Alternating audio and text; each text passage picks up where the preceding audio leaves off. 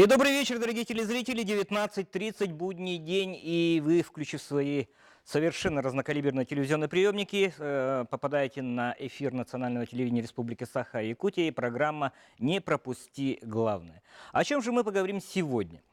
17 июня состоится третий республиканский форум некоммерческих организаций. О том, какие вопросы будут подниматься на этом форуме, что вообще считать самыми проблемными участками в работе некоммерческих организаций, об этом в программе «Не пропусти главное». Мы начинаем.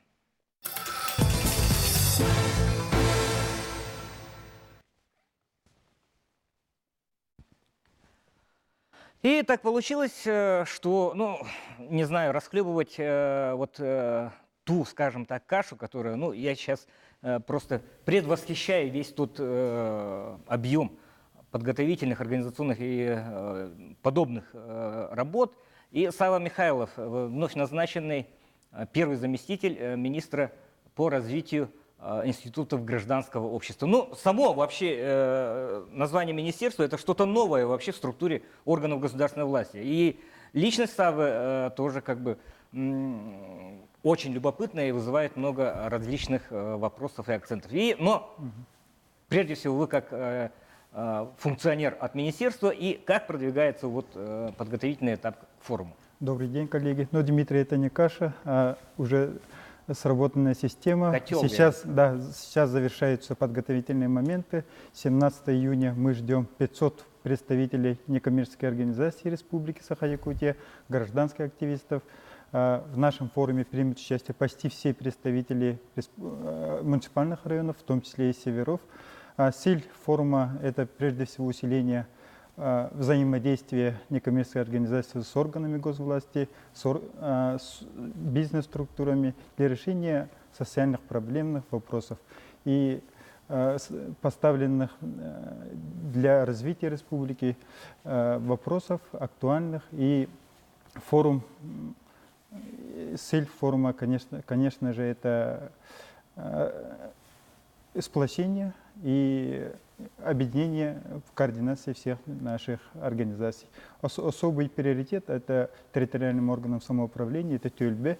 Мы сейчас в республике зарегистрировано пока только до 10 организаций, и будем активно их привлекать в общественной жизни республики, чтобы они сами и так занимаются социально-экономическим развитием в селах, на слегах, в своих улусах. Поэтому будем им помогать и их мнение услышать. Нам нужны хорошие инициативы.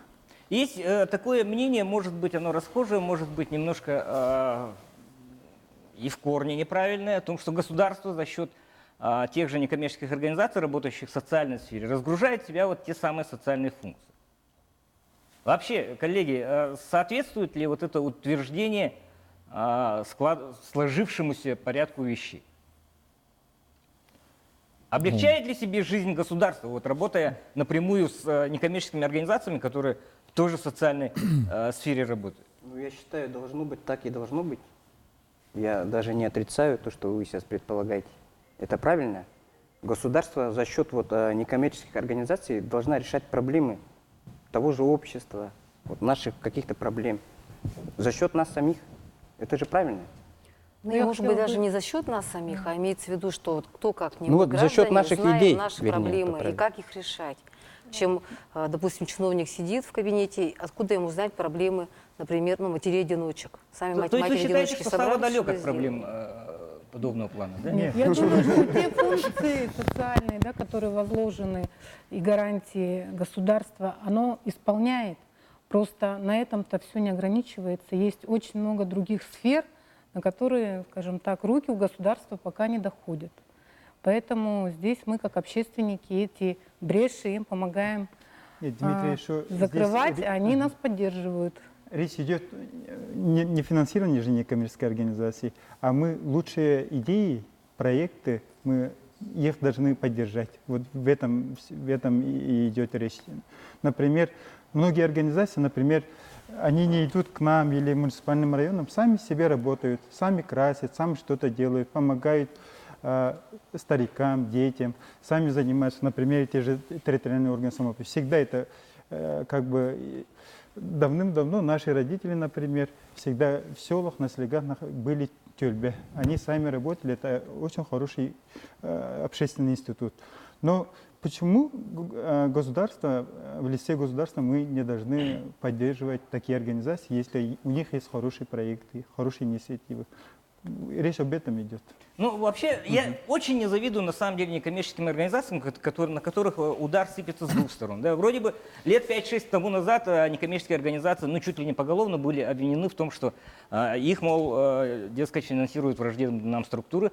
2 года тому назад, 3 года тому назад акцент немножко меняется, да, и теперь государство прикармливает какие-то общественные организации, которые, получается, сидят на грантах государственных и так далее, и в ус себе не дуют, кайфуют, да.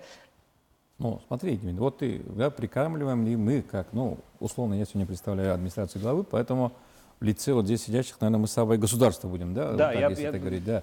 Но, смотрите, вот мы часто приводим пример, что Республика Саха-Якутия бывает далеко вперед заходит. Мы раньше начинаем. Вспомните, некоторое время назад Егор Афанасьевич, наш Илдархан, да, сам ходил на эту встречу, и первый форум, Верховный не скажет, не соврет о том, что с его личного участия, о том, что может ли государство или, как скажем, власть вообще услышать инициативных людей. Это же был первый посыл. Сегодня уже мы говорим о третьем форуме. Мы сегодня говорим о создании уже структуры. У нас, наверное, в единственном субъекте, да, вот такого есть министерство по поддержке гражданских инициатив, институтов гражданских инициатив. Вот то, что государство делает себе жизнь не легче, государство делает шаг навстречу тому, что у нас есть активные люди. Вот, если не ошибаюсь, у нас больше, чем 2000 зарегистрированных сегодня некоммерческих организаций. И я сам личный пример того, что вот я ездил в Москву, и когда вот некоммерческие организации все собираются, это не съезд, да, там, скажем, строгий съезд, там, партии такой главенствующей, это вот такой вот, мягко скажем, круг людей, которые вот пришли с разными идеями. Один толкает другую идею, третий поддерживает, четвертая, пятый движется вообще на пролом фронтом, да. Но тем не менее общая идея такая, что они не хотят просто так жить. Жизнь-то дана один раз, и каждый активный человек достоин уважения и достоин его поддержки. Я думаю, что в этом вот правительство нашей республики шагнуло вперед. Мы получили гранты, мы получили признание, нам вручили голодец, да, вот зампред правительства вручило премию Починка, то есть оно признало не количество активных граждан, а работу нашего правительства в правильном направлении. То, что вот ты говорил, не прикармливает ли правительство людей, правительство делает шаг навстречу для того, чтобы инициативные группы товарищей сделали 2 шага вперед, может даже 3. Вот таких людей, которые здесь сидят, знают на улице все. Вокруг есть люди, которые их поддерживают. То есть значимость жизни человека, который зажигает эту жизнь, толкает ее вперед, эти инициативы, становится намного шире и больше.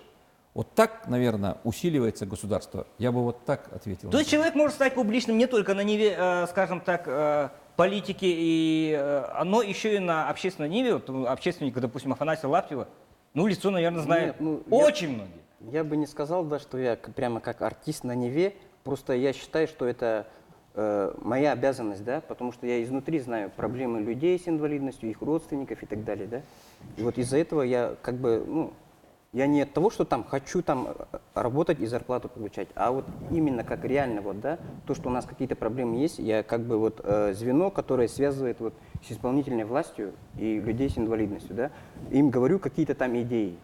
Вот, например, надо так-то, так-то сделать, или вот предлагаю им, например, или тот же проект мы в мэрии выигрываем, да, например, для людей, у кого заболевание почек, мы выиграли грант и купили физиоаппараты, аппаратуру медицинскую.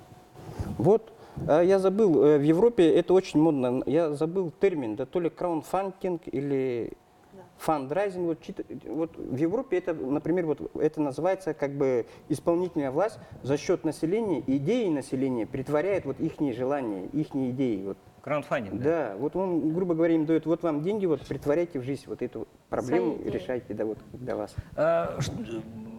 Вот есть проблема объединения, да, вот весь спектр общественных организаций, это, да, ладно, но это пальчик 1, пальчик 2, пальчик 3, пальчик 18, да? А вот это центробежное, скажем так, движение, коллеги, общественники и товарищи из органов государственной власти, все-таки это чья инициатива? Это ваша инициатива или это ваша инициатива? Я понять не могу.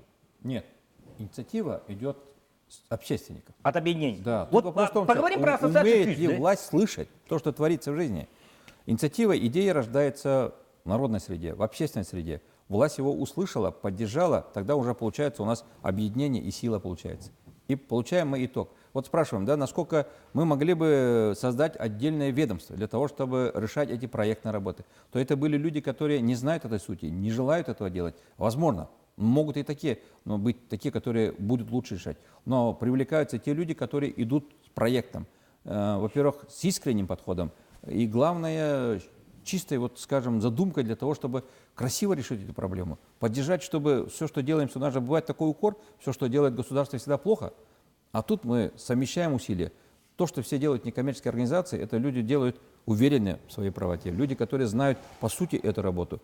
Честные, искренние люди, которые отдают, мягко скажем, свою жизнь на то, чтобы государство было крепче, чтобы люди жили дружно и понимали друг друга. Вот ту задачу, которую президент страны поставил, недавно озвучил, да, довести до 10% суммы расходов, которые будут делать социальные услуги именно некоммерческими организациями в стране. И для нашей республики это примерно 350 миллионов, которые мы должны выделять для того, чтобы некоммерческие организации сделали социальные услуги в нашей социальной сфере, нашей республики. Это 2018 год. Мы должны к этому стремиться. У нас есть сегодня посылы, у нас сегодня есть, мягко скажем, в Российской Федерации признанный опыт. Республика Саха-Якутия на самом деле в этом поприще поддержки инициатив наших граждан стоит далеко впереди. Нас ставит пример. Не случайно вот площадка Общероссийского народного фронта, который выбран город Якутск для того, чтобы собрались здесь все представители Дальнего Востока и Сибири, это же не случайно, правильно? Вот здесь сидящие коллеги, они будут участниками этой встречи. Они будут говорить о тех инициативах, которые волнуют якутян, для того, чтобы они сделали нашу жизнь намного комфортнее и лучше. И больше того, здесь же создается содружество. Человек живет ведь комплементарно у нас общество. Если мы говорим «здравствуйте» друг другу, то, мне кажется, это огромное достижение. Ну, я думаю, что те вопросы, которые будут обсуждаться конкретно на третьем республиканском форуме некоммерческих организаций, они консолидированно выйдут и на всероссийский уровень через форум гражданского общества. Я более чем в этом уверен. И я так думаю, что и на российском уровне, в принципе, ну, наших якутских общественников знают, да? Так что еще раз о тонкостях работы с некоммерческими организациями, о принципах слияния, укрупнения их вектора движения мы поговорим сразу после рекламной паузы. Реклама прямо сейчас.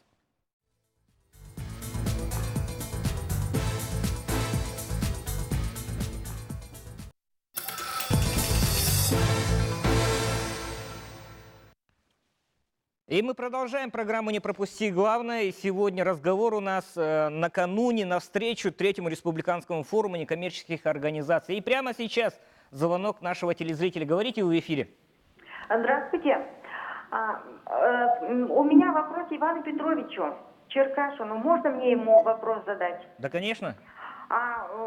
Я знаю, что Иван Петрович автор книги «Время выбрало их», и у меня вопрос, выйдет ли следующий том, готовит ли Иван Петрович еще следующий том. И второй вопрос, Иван Петрович. Я знаю, что по вашей книге «Семялибет Сол» готовится пьеса. А когда будет презентация этой пьесы, и когда мы увидим эту пьесу? Спасибо за вопрос. Слышно, да? Звукорежиссер спрашивает, слышно? Микрофон включенный? Да, слышно, все нормально. Еще раз спасибо за вопрос. В прошлом году, благодаря вот этому гранту, мы выпустили 3-й том, а 1-й, 2-й том это 9 и 10 году было. А после 5-летнего перерыва вот это нашлась поддержка, и мы выпустили вот 3-й том. Ну, сейчас я молодым напарником Анатолием Храмовым еще очень много собрали материал и хотим еще 4-й выпустить. Ну, как получится, это потом узнаем. А насчет второго вопроса хочу вам порадовать. Мы театром юного зрителя уже договор составили, и вот Алексеем Павловым, это его театр, и будем 3-9 декабря в этом году этот презентовать и уже выйдем на показ вот этого пьесу. Пьеса будет посвящена тем солдатам, погибшим, которые вот в локальных войнах и боевых действиях будут. Поэтому мы будем рады. День неизвестного солдата – это 3 декабря и День Героев России 9 декабря. Прошу прийти в нашу вот этот Отлично, премьеру. вы воспользовались хорошей возможностью, чтобы проанонсировать. На самом деле, смотрите, вот я хотел сейчас задать вопрос про экономику. Мы во время рекламной паузы обсуждали, да? Но какой экономикой измерить патриотизм? Какими цифрами измерить? Вот то, что делает Черных, очень боюсь назвать его господином, да? Товарищ Черных что делает? Это не оценить ничем. Ну да, это Как почему не оценить оценить? счастье? В размерах денег, может быть, не оценить. Вот я Да. про экономику, соотносительно экономику. А в чем она оценивается, Юрий Степанович? Ну, она, наверное, может быть оценена. Если растянуть на сотни лет, то, что делает Сергей Черных, да, это много таких объективно ставших патриотами своей родины людей и вложенных в них. Это будет дороже, чем построить школу. Это будет дороже, чем прожить еще одну жизнь, может быть, для кого-то. Но в целом, когда есть люди, которые объединяют против себя, я вот Сергей это знаю давно, с времен комсомольских, как объединял ребят в лагерь свой отважный, и так собирал людей зажигать идеи, искать самолет, искать в этой жизни что-то. Я думаю, что каждый из нас таким образом должен жить для того, чтобы наше государство в целом государство рождается от таких людей. А тех, кто стоит в стороне или инертен в этой жизни, наверное, это не совсем правильно. Вот Вера Душкевич сидит, да? Скажите, что она спокойный человек, и она вообще как бы ей не интересна. То, что это человек, который горит желанием жить и вовлечь в эту жизнь всех нас. Она так и делает. Почему нет? Вот здесь сидящие все герои своего события. Не просто же вы собрали, да, всех ребят, но нас каждым днем становится больше. Я думаю, что это достижение того, что кто-то когда-то зажег этот огонь, и он идет, продолжает в этой жизни жить именно с этим огнем. Экономика ведь, наверное, не всегда мерится деньгами. Можно измерить ее в других измерениях. В качестве, да? Процент, ну, не, скажем так, улучшение качества, не знаю, повышение роста самосознания. Я не знаю, в чем измеряется, Сергей, твоя работа? Каждая некоммерческая организация, да, это сгусток энергии тех людей, которые собрались для достижения определенной цели. Да. Согласны все здесь, да? То есть неравнодушные люди собрались, взяли направление, которое, допустим, никому не нужно или полузабыто, начали вытягивать, начиная от своего села, там, заканчивая большими проблемами. Вот, допустим, у нас 17 мая в текущем году состоялся создание ассоциации по инициативе Лиги отцов.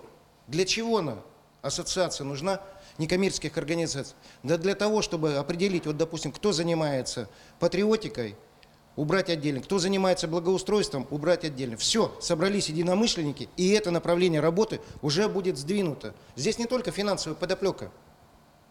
Здесь именно объединение единомышленников.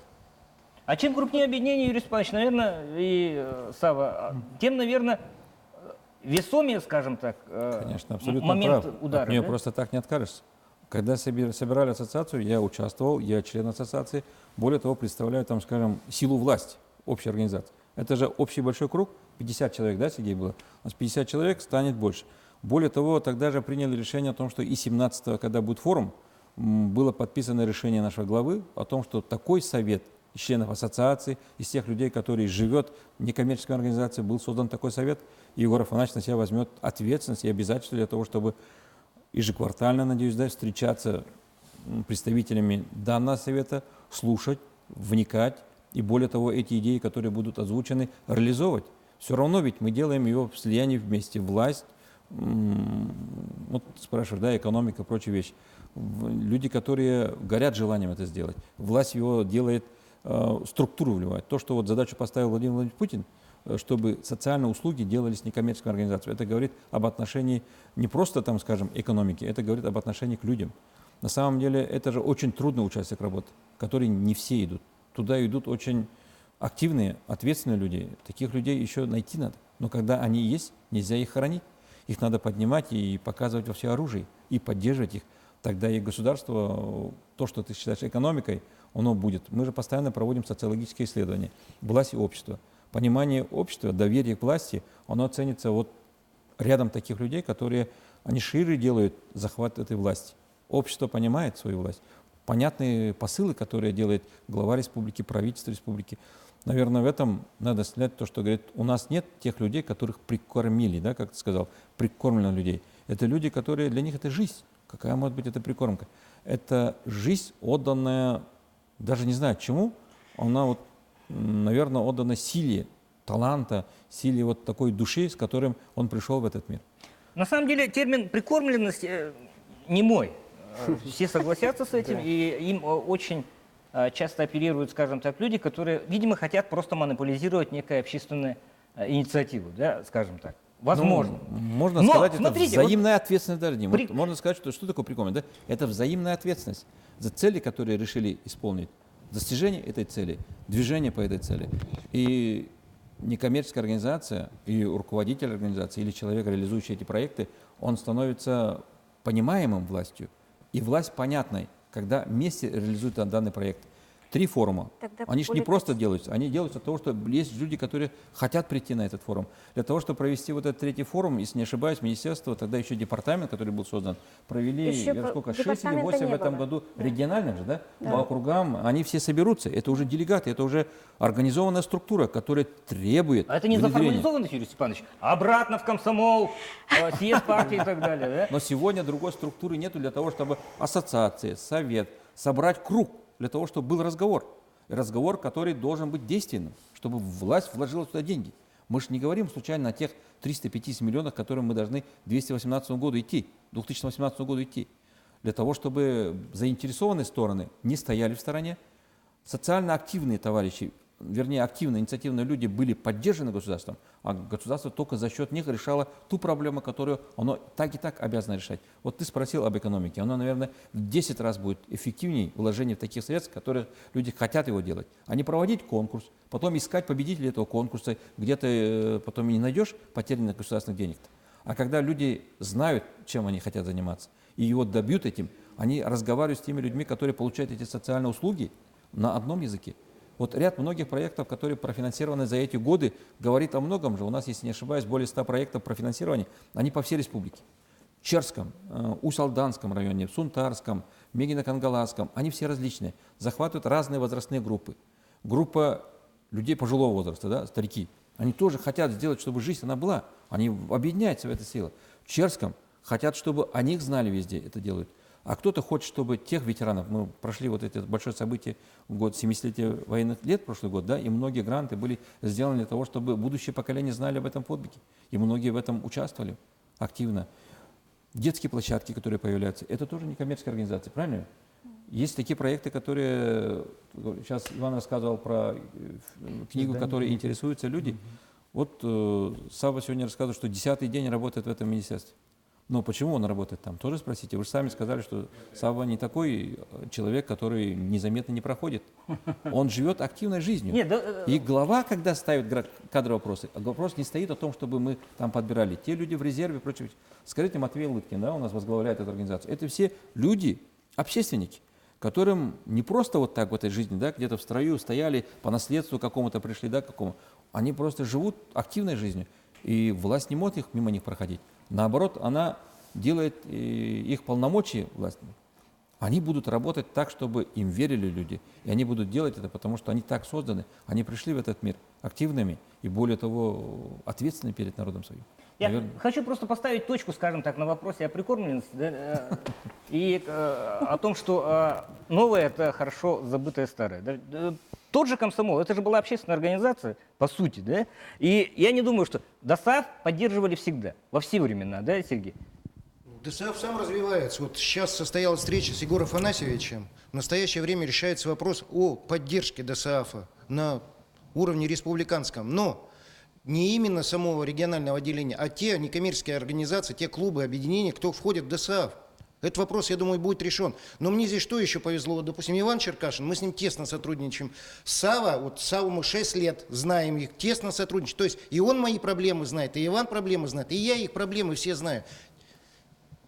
То же самое проблемы всех общественных организаций, именно военной патриотики, технические организации. Все это собрано в ДОСАФе. У нас только, если брать ДОСАФ, это стержень, который объединяет, допустим, вокруг себя порядка 300 некоммерческих организаций, которые нигде не зарегистрированы. Вот. И также в каждой организации у нас некоммерческой.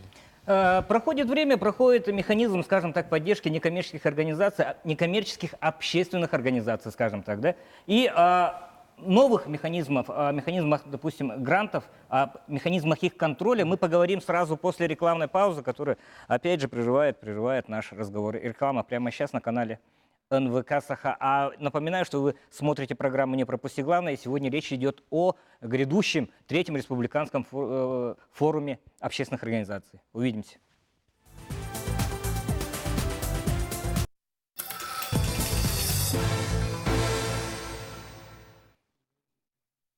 И прежде чем мы перейдем к вопросам распределения, контроля и эффективности раздачи, распределения, скажем, грантов, о механизмах поддержки государством некоммерческих организаций, я бы хотел немножко, вот говорят режиссеры, дама у нас немножко пассивно выглядит, да, потроллить вас немножко, да. Вот всегда было у меня такое ощущение, может быть, слегка сексистское такое, да, что не женское это дело где-то там в общественных объединениях выступать и так далее. Но, как практика показывает, на 60% составляет, больше даже, 70%, да, составляет именно женские организации. Женские организации. Да. Вот, Вера, начнемте с вас, да, и потом Марии, и представители подростков. Вот чего вы добились, вот, занимаясь общественной жизнью? Как вы думаете, вот для себя, в жизни чего вы добились? Ну, это, скорее всего, образ жизни превратилось оно, да? Просто изначально я хотела бы всем вот задать вопрос, да, вообще откуда берутся некоммерческие организации? Для чего они создаются? Для чего объединяются люди, да? Это не просто так, да?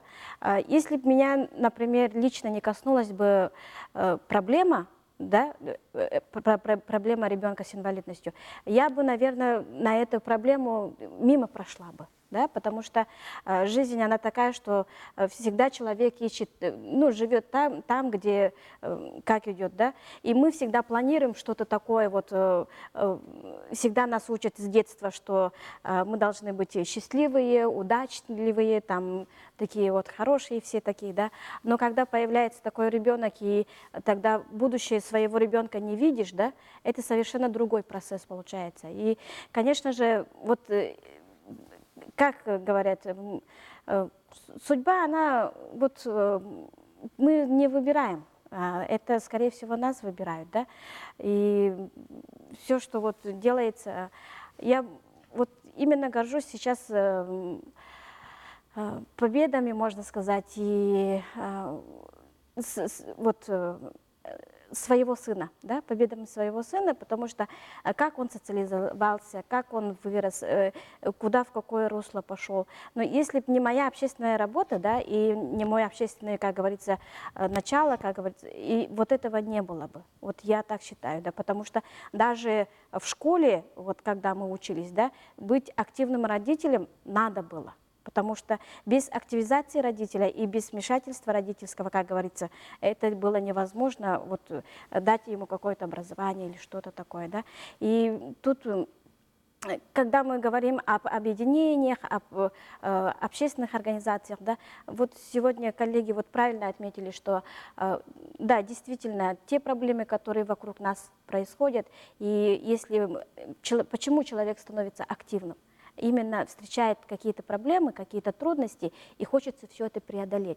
И начинаешь искать какие-то выходы, какие-то вот точки соприкосновения, да, и получилось так, что вот, видимо, сильно так активизировалась и Ассоциация спорта инвалидов. Вот меня в республике больше знают как Ассоциация спорта инвалидов, да. Вот потом, вот в 2011 году создался благотворительный фонд поддержки детей с инвалидностью, да. И вокруг фонда сейчас объединяются другие некоммерческие секторы, потому что у нас есть общие проблемы там по инклюзивному образованию, общие проблемы там по проблемам людей с инвалидностью, поэтому мы всегда работаем вместе. И даже без, вот в начале эфира было такое, вот государство указало объединяться, да, такого без указки кого-либо, чего-либо, да, и происходит объединение по направлениям, да, все равно вот где образовательные, где что, вот все равно вот объединяешься, да, и вот буквально в 2012 году вот мы, как общественная организация, приняли участие в общероссийском съезде некоммерческих организаций. Да? И такая проблема не только в нашем регионе была, но и в других регионах. Да? И как раз там же образовался Союз некоммерческих организаций общероссийский. Да? И мы там как раз тоже были соучредителями, получается, и приняли участие вот именно в создании такой общенационального, то есть общенационального союза. Да?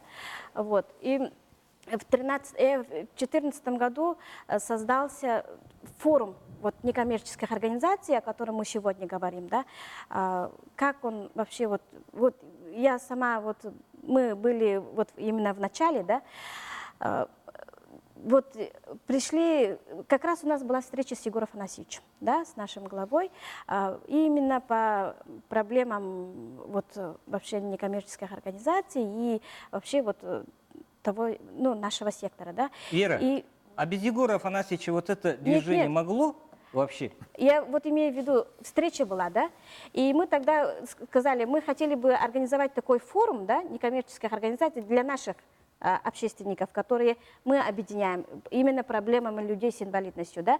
Финансово как-то это было нам немножко трудновато, и мы просили поддержку. Да? И тогда поддержка была, пожалуйста, а почему только ваши могут объединяться? Давайте сделаем для всех форум некоммерческих организаций.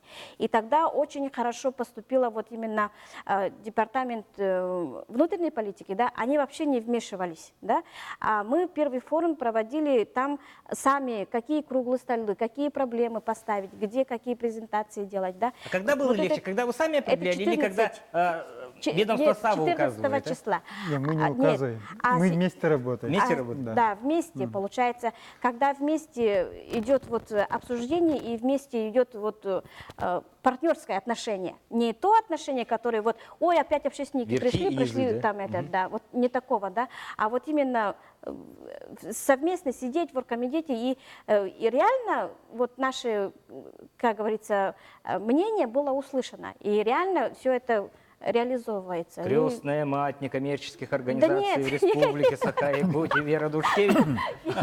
Товарищ из подростка. Все-таки подросток, я, сколько себя помню, подросток существует. Да? Потому что проблемы с детьми, там, с улицы дети, школа дети, родители дети, они существуют всегда. Всегда. Вот как бизнес господина Безенчука всегда существует проблемы с детьми. Вот на нынешнем этапе как у вас решение вот этих проблем происходит? Мы работаем, да, 25 лет, как вы правильно сказали. Кто живет в Якутске, все нас знают, помнят. Как? Ну, живем на гранты, на субсидии, пишем проекты. И, конечно, работаем совместно с другими общественными организациями. Да. Потому что действительно, когда мы объединяемся, гораздо проще решить какие-то проблемы. У каждого есть определенный свой ресурс, да, которым он владеет. Там, у кого-то есть помещение, у кого-то аппаратура, у кого-то там есть люди, те же волонтеры. То есть, и когда такая коалиция собирается, да, по определенной проблеме, ее гораздо проще решить. И если нас в этом еще поддерживает государство, это вообще замечательно. Дамы, а некой такой, скажем так, кассы взаимопомощи нету? Вот, допустим, вот у меня проходит 25-е мероприятие, а мне немножко не хватает. Вот, может, ваше НКО, скажем так, поможет нам, а мы потом вам с другого гранта вернем. Да? Вот мы вплотную подходим к вопросу распределения и контроля, самое главное, использования грантов. Да? Гранты — это целевое, имеют назначение, и использовать их куда-то, скажем так, помочь другим вне сметы, которая уже заложена, одобрена и подписана, никакая общественная организация не имеет права. Не имеет права. Все-таки, Юрий Степанович, подводим к вам. Как механизм распределения и контроля, самое главное, на текущий момент. Как оно?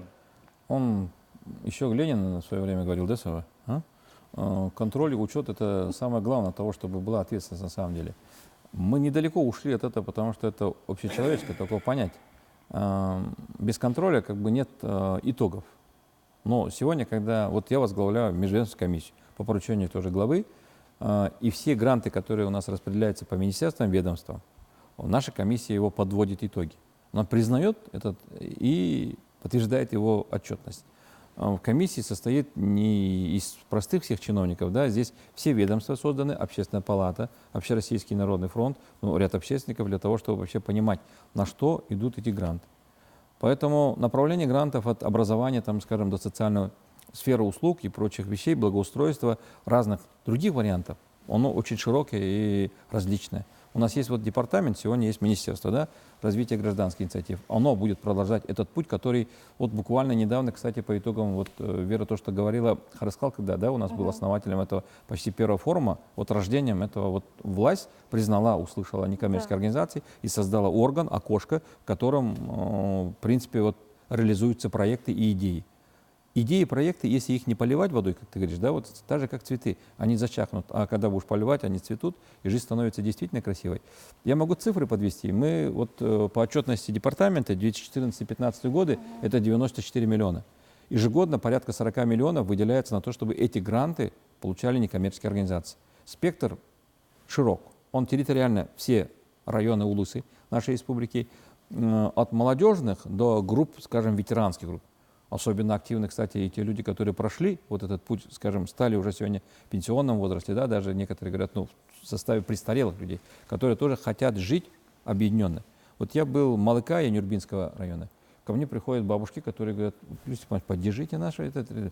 Я не могу дать поручение департаменту, как ты сказал, да, контроль, чтобы дайте им грант. Они должны уже научиться участвовать в этом гранте для того, чтобы построить свою избушку. Мы, говорит, бабушки, мало того, что внуков смотрим, мы хотим еще своей жизнью жить. Туда приходят, будем вязать, разговаривать, то есть здесь будет огонек жизни.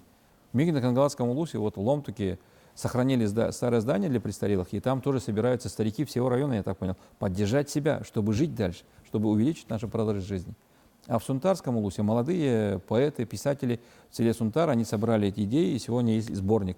У них есть надежда на власть, у них есть надежда на то, чтобы если общая идея будет, она будет реализована, и они добьются его реализации.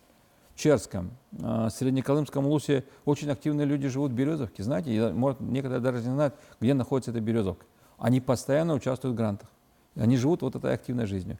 У нас огромное количество сегодня людей, которые понимают, что такое грант и как его пользоваться. Вот все же говорят, да, что это целевое должно быть. Оно должно быть грамотно использовано. Они знают о том, что они дальше тоже будут участвовать для того, чтобы проекты рождаются каждый год. Был год 70-летия Победы, да? Огромная масса проектов была на то, чтобы были очищены памятники, новые облагостроены эти памятники. Если не изменяет память, был даже грант в том, чтобы те первые наше якутское правительство, когда ставили на озере Ильмень наш вот, камень, да, который, помните, на берегу прямо озера стоит, где погибли наши земляки, был туда подарен бивень мамонта. Мы привозили сюда для того, чтобы в нашем музее он стоял, и все любовались, смотрели. Не просто потому, что он красивый, а потому что это наша история. Это наши люди, которые ушли на войну и не вернулись. Или год благоустройства нынче. Я абсолютно уверен, что все здесь сидящие и не сидящие, которые нас смотрят, тоже участвуют в грантовой поддержке для того, чтобы вот эти 40 миллионов этого года тоже были реализованы. Юрий Степанович, давайте о большей частью о ресурсных центрах, которые помогают решать вот такие вот ситуации, когда кто-то не может просто подать грамотно заявку. В завершающей части нашей программы «Не пропусти главное» после рекламы.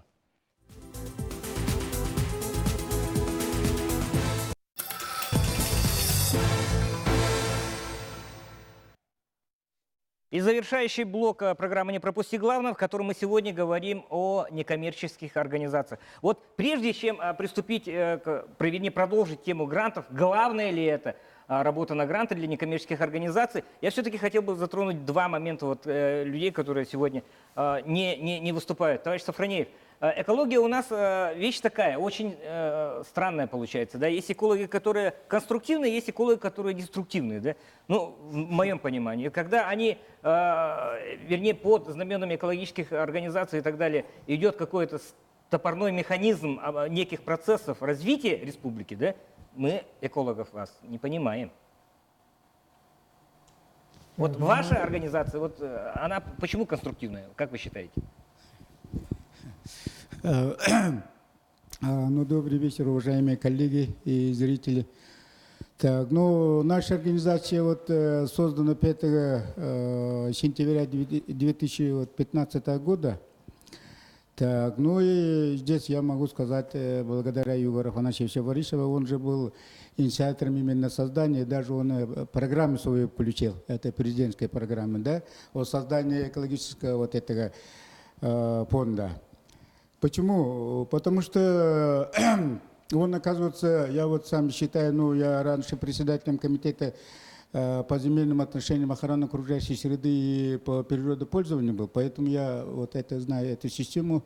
Это действительно экология выходит, как говорится, на первое место по своим проблемам. Почему? Потому что у нас вот эти природные ресурсы постепенно исчерпываются, это даже во всем мире. Так, потому что сегодня 1,5 миллиарда человек не пьют чистую воду, и 1 250 000 000 человек уже не доедает. Это значит, у нас, как говорится, природных ресурсов меньше и меньше становится. Я еще раз хочу повторить вопрос. Почему вы считаете ваше экологическое движение немножко отличным, конструктивным от неких других экологических организаций, которые, ну, блокируют, допустим, промышленное развитие? Нет, но мы за блокировку этих промышленных районов мы не будем работать, но мы с ними уже вместе работаем, так считаем, что именно они, республика должна вот экологически устойчиво развиваться в социально-экономическом развитии, но при этом без промышленности мы никак не можем развиваться. Вот есть, оказывается, экологи, Вот. которые, Поэтому-то мы должны, говорят такие вещи, да? с ними работать, ну, чтобы они природы не наносили вреда. Самое главное в этом. Нет, это мы все понимаем. Да, конечно. по этому вопросу мы с ними уже работаем. Но сейчас как сделать? Вот мы с ними, вот этими промышленными предприятиями, с УЛУСами заключили соглашение совместной работы. Так, и при этом совместно какие работы вести, в сотрудничестве все, как говорится, по пунктам распределили, кто чем будет заниматься, и с ЛУСами тоже, вот, в первую очередь с промышленными ЛУСами, чтобы у нас все-таки и промышленность развивалась, и сельское хозяйство развивалось, и город развивался, и вся республика развивалась, но небольшим, как говорится, уроном. Но без урона природы не будет, это точно. Пока человек существует, он все равно какой-то урон будет все равно, да, вести. он производит мусор, он загрязняет воду и так далее. Да, ну поэтому-то мы с ними, с населением и промышленными я понял вашу позицию. Я понял вашу позицию. Ну, здесь я хочу вот... Не, я тоже хочу вас перебить, да, потому что я понял вашу позицию, я все-таки вот на чашу весов конструктивную вашу организацию положу. Как некий такой монитор, который сегодня проводит эту встречу. Да? Мария, от вас я бы хотел услышать, почему вопрос про гранты вот прозвучал для вас оскорбительно, ну, в том числе. Ну, не то чтобы оскорбительно, но я думаю, что не главное, да? Люди занимаются общественной деятельностью, и, конечно, не ради грантов, а ради того, чтобы общественное благо приращивать. И это, во-первых, потом, допустим, я сама лично почему и занимаюсь, что кроме траектории дом-работа-дом, здесь есть возможность познакомиться с теми людьми, с которыми я, например, в своей обычной жизни не могу этого сделать. Пообщаться. Коммуникативный аспект. Да, и затем также я думаю, что вот неравнодушие все-таки. Вот невозможно пройти вот просто так мимо какой-то проблемы. Вот надо кто, если не я. И я думаю, что вот это как раз самое главное. А гранты, они, конечно, позволяют поддерживать, но помимо вот таких грантовых ресурсов есть и иные ресурсы, и информационные, и материальные, и те же коммуникационные. Так, каша из топора, она может твориться не только за счет грантов. Вот, допустим, я вот рада тому, что через наше движение мы объединились с педагогами дополнительного образования, и благодаря активной позиции ОНФ, например, мы тоже сказали свой голос, что надо поднять зарплату педагогам. И этот голос тоже прозвучал в общем хоре голосов по России. И таким образом пошел процесс. Это ведь момент почти политический получается. Ну ладно, давайте мы... Политика не занимаюсь, не могу сказать. Да, я говорю, есть вопросы, которые примыкают вплотную к политике. Все-таки по ресурсным центрам, Сава, насколько важно значение вот ресурсных центров, которые помогают всем без исключения НКО в равной степени стать доступным, вернее, иметь доступ к механизмам поддержки? Да, если в прошлом году мы гранты распределили между некоммерческими организациями, то сами некоммерческие организации при встрече с главой республики, они озвучили, нам необходимо и актуальные ресурсные центры, потому что они еще актуальны в муниципальных районах, потому что сами не знают методику создания НКО, как будут отчитываться, как будут работать, отчитаться, финансовые вопросы. Поэтому и здесь безграмотность немножко есть, присутствует. Поэтому мы для этого создали в этом году и гранты выделили на создание 4 ресурсных центров. И они уже начали свою работу. Коворкинг-центр называется, например, это центр, фонд будущего поколения. Да?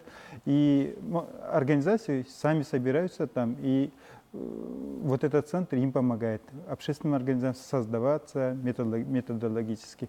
Поэтому и в этом году какое изменение есть, да, например, в грантовой политике. Если в прошлом году в основном получили крупные некоммерческие организации, которые находятся в городе Якутске, то в этом году мы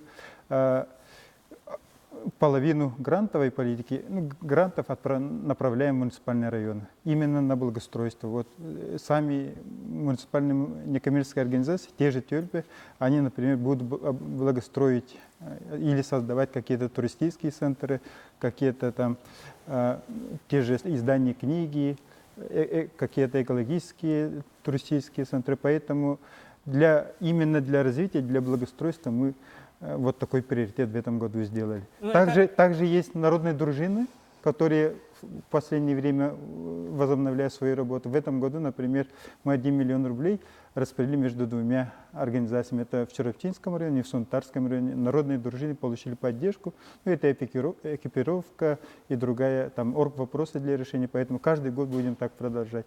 Это очень хорошо помогает для безопасности и правопорядка. Юрий Степанович, у нас буквально 2 минуты остается. И завершающее такое слово в преддверии все-таки грядущего форума, 3-го республиканского форума НКО. Призыв, можно сказать, что ли? Кому? Участникам форума? Да, или потенциальному. Да. Нет, участникам-то вот их не надо призывать, они сами придут, Хорошо, сами организуют. Да, соберу мысль. Здесь все, которые собрались, люди, которые будем участвовать в проведении организации 3-го форума. Абсолютно уверен, что он должен стать площадкой следующего форума. Это уже разговор не тот, который вот Вера Петровна говорила, был в начале, когда услышал глава. Вот ты спросил, а как без Егора Афанасьевича ничего бы не случилось? Наверное, не случилось. Я абсолютно уверен, что и Владимир Путин, и Егор Афанасьевич, это глава нашего субъекта, глава нашего государства, они должны слышать некоммерческие организации, они должны слушать людей, которые живут с этой инициативой. В этом сила нашей власти, нашего государства. Вот некоммерческие организации, они состоят из тех людей, которые, сказала, неравнодушные, правильно? Это будет круг неравнодушных людей. Если нас будет больше, мы действительно будем сила, потому что мы будем вместе. И человек богат ведь только не деньгами на самом деле, человек богат только общением. Самое главное – это общение. Быть разумным, богатым общением и иметь большое количество людей, которые живут такими же помыслами, как ты. И они отличают хорошего от плохого. Сава сказал, нам нужны дружинники. Да, они сегодня нужны. Уверен, через 10 лет они не нужны будут, потому что мы все будем жить в мире, в котором понимаем и слышим друг друга. Наверное, я думаю, что человечество стремится к этому. Но каждый подвиг, каждый шаг, который сегодня совершает каждый на своем участке, независимо от этого, он делает для того, чтобы люди объединялись. Вот ассоциация, форум, они делают самое важное дело – объединение людей. Чуть было ТОС не провозгласил, за объединение, можно сказать. Да? Ну, отрадно, что власть у нас выступает катализатором расширения вектора движения общественных организаций. Но это не только со стороны власти. Движение, оно обоюдное, и где-то в какой-то точке оно получает соприкосновение, и получаются такие замечательные органы управления, такие как вновь созданное министерство, да, допустим. Это прекрасно на самом деле. И еще раз, я бы хотел пожелать всем участникам грядущего форума общественных организаций, некоммерческих организаций республики плодотворной, полезной, в целом для себя и для общества полезной деятельности на ниве нашего общественного движения. Это программа «Не пропусти главного», и сегодня мы рассматривали вопросы, которые связаны с некоммерческими организациями в нашей республике. С вами был Дмитрий Аргунов. Увидимся.